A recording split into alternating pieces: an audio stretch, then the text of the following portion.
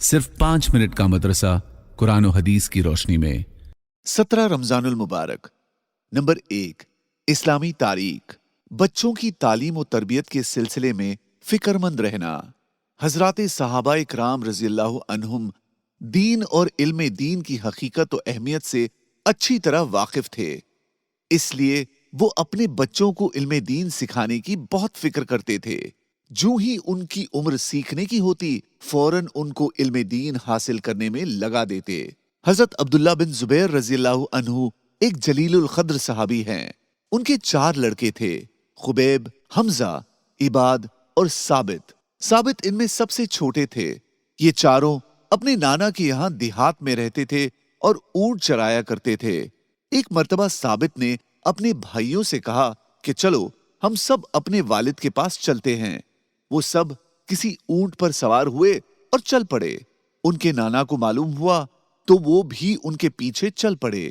یہاں آ کر ان کے نانا نے عبداللہ بن زبیر رضی اللہ عنہ کو کہا، ان سب کو میرے پاس دوبارہ بھیج دو۔ حضرت عبداللہ رضی اللہ عنہ نے کہا کہ یہ سب اب بڑے ہو گئے ہیں اور ان کو قرآن کی تعلیم دینے کی ضرورت ہے، اس لیے اب یہ نہیں جائیں گے۔ نانا نے ثابت کی طرف اشارہ کرتے ہوئے کہا، اسی نے سب کو بہکایا ہے، مجھے برابر اس کی طرف سے خطرہ رہتا تھا۔ پھر وہ سب قرآن پڑھنے میں لگ گئے۔ کہتے ہیں کہ ثابت نے صرف 8 مہینے میں قرآن حفظ کر لیا۔ نمبر 2، اللہ کی قدرت۔ سورج کی گرمی۔ اللہ تعالیٰ نے سورج کو پیدا کیا۔ دراصل یہ آگ کا ایک گولا ہے جو پوری دنیا کو روشنی کے ساتھ ساتھ گرمی بھی پہنچاتا ہے۔ سورج 1 سیکنڈ میں زمین پر جو گرمی پھینکتا ہے وہ لاکھوں ایٹم بم زمین پر گرائے جانے کے برابر ہے، جبکہ ایک ایٹم بم شہروں کو تباہ کرنے کے لیے کافی ہے۔ اب اگر سورج کی پوری گرمی زمین پر آتی تو تمام دنیا جل کر خاک ہو جاتی، لیکن اللہ تعالیٰ اپنی قدرت سے سورج کے ذریعے اتنی ہی روشنی اور گرمی زمین پر بھیجتا ہے جتنی ہمیں ضرورت ہے۔ نمبر 3، ایک فرض کے بارے میں۔ مسجدوں میں اعتکاف کرنا۔ ایسی مسجد میں اعتکاف کرنا ضروری ہے جس میں 5 وقت کی نماز جماعت کے ساتھ ادا کی جاتی ہو اور وہاں باقاعدہ امام اور مؤذن موجود ہو، ورنہ اعتکاف درست نہ ہوگا۔ نمبر 4، ایک سنت کے بارے میں۔ شب قدر کی دعا۔ حضرت عائشہ رضی اللہ عنہا نے عرض کیا، یا رسول اللہ، اگر مجھے معلوم ہو جائے کہ کون سی رات شب قدر ہے تو اس رات میں کیا دعا کروں؟ رسول اللہ صلی اللہ علیہ وسلم نے فرمایا، یہ دعا کرنا، اللہم انک عفو کریم تحب العفو فاعف عنی۔ ترجمہ، اے اللہ، بے شک تو معاف کرنے والا اور کرم کرنے والا ہے، معاف کرنے کو پسند کرتا ہے، لہٰذا مجھے بھی معاف فرما دے۔ نمبر 5، ایک اہم عمل کی فضیلت، مردوں کو ثواب پہنچانا۔ ایک شخص نے رسول اللہ صلی اللہ علیہ وسلم سے عرض کیا، میری والدہ کا انتقال ہو گیا ہے، اگر میں ان کی طرف سے صدقہ کروں تو کیا ان کو فائدہ ہوگا؟ رسول اللہ صلی اللہ علیہ وسلم نے فرمایا، ہاں۔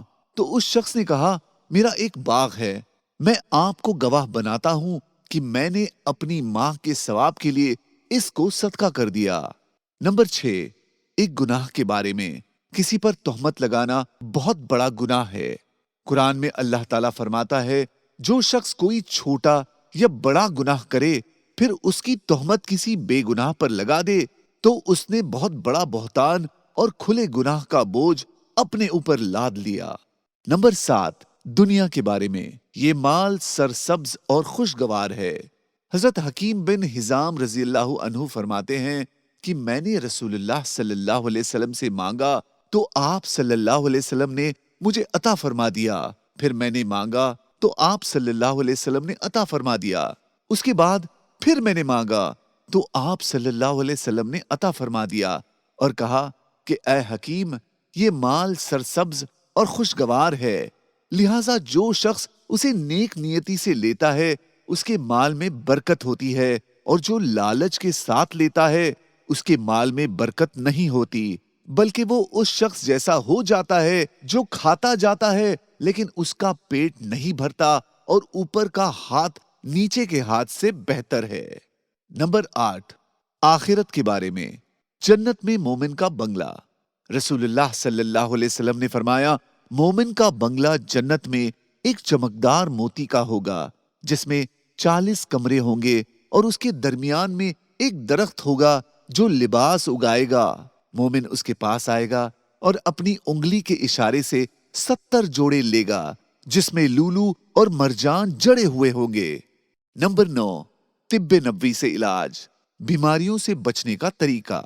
रसूलुल्लाह सल्लल्लाहु अलैहि वसल्लम ने प्याले के टूटे हुए हिस्से से पानी पीने और पानी में फूंक मारने से मना फरमाया।